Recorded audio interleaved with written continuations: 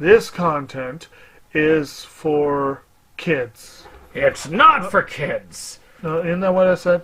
No, it's not for kids. If you are 13 years or younger, this is not for you. Do I have to kill somebody in order to actually make that point across? No, man, you don't have to kill no one. Wait a second. Oh, no. We return to our planet. The High Court may well sentence you to torture. He likes movies, we like movies. SeptumSin versus the world. SeptumSin versus the world. SeptumSin versus the world. SeptumSin versus the world. I'd buy that for $1. Greetings. You're watching SeptumSin versus the world. I'm SeptumSin. I'm kind of sorry that we've had kind of a blackout over the past week. I guess there's no blackout for my cat. But we've had kind of a situation that's been difficult. But we're moving, and I wanted to go ahead and come back to this first impressions, which of course this is where I go over stuff that I've never seen before, that I've watched on physical media, and I give you my first impression of it.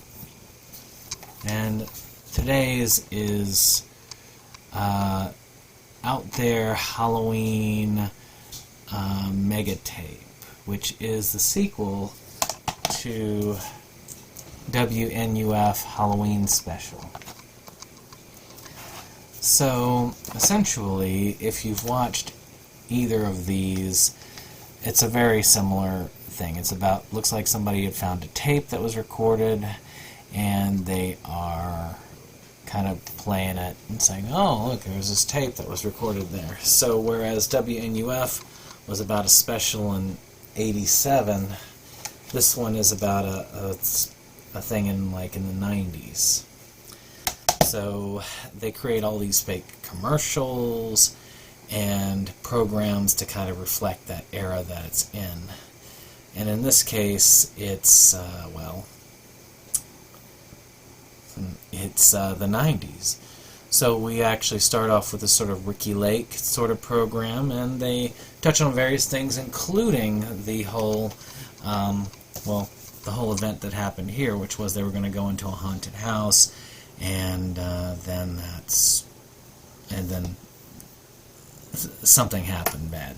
So this time they are kind of, instead of ghosts, it's now all about aliens. So after that, they also have another special that they throw on, which continues it on, which is sort of like these strange things or whatnot, where they talk about strange encounters and stuff, like aliens and ghosts and stuff. And again, that's their alien show. So again, they say, well, they disappeared because of aliens, which is kind of weird, considering if you look at the end of the original, it's not necessarily aliens. But it's definitely one of those.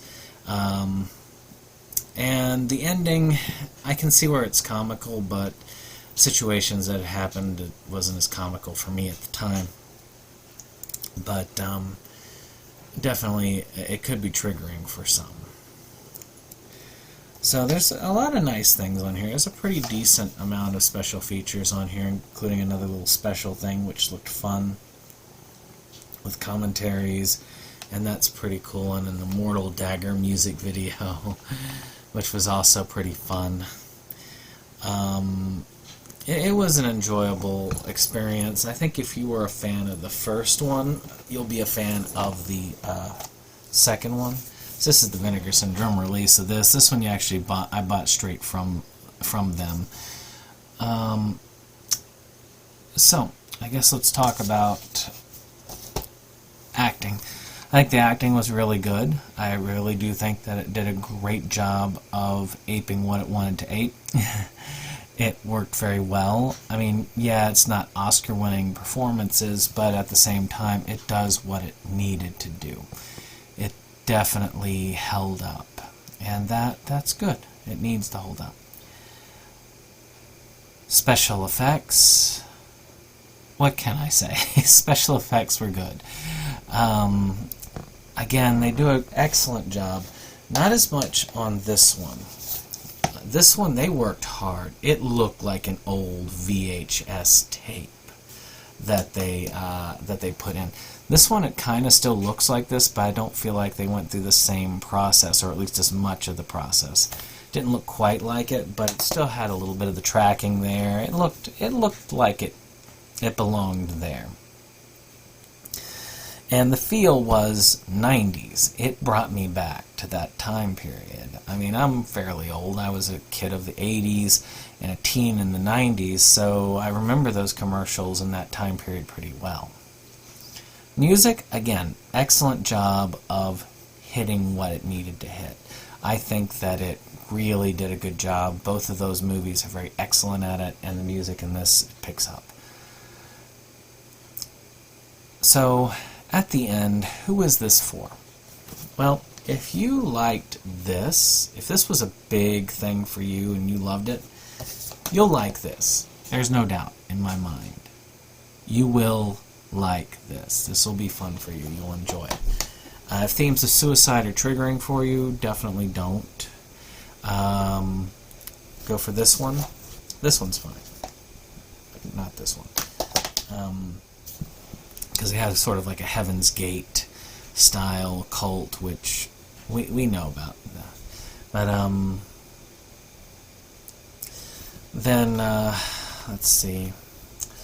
Other than that, there's people who have kind of a retro boner, I guess you could say. People who kind of remember the 80s and 90s. This is something that is just generally fun to go back through and look at, because you can say, yeah, that's exactly it. I love it. The sense of humor is spot on. And anyone who can appreciate that kind of retro feel, I think, would enjoy this. It's not like super scary. It's more of a horror comedy. I'd say that if you want scary, this is a little bit more scary than this, but even so, it's more of a horror comedy both ways. So, with that being said, I hope you've enjoyed this. If you did, hit that like button, hit that subscribe, and share. And we'll see you on the next one.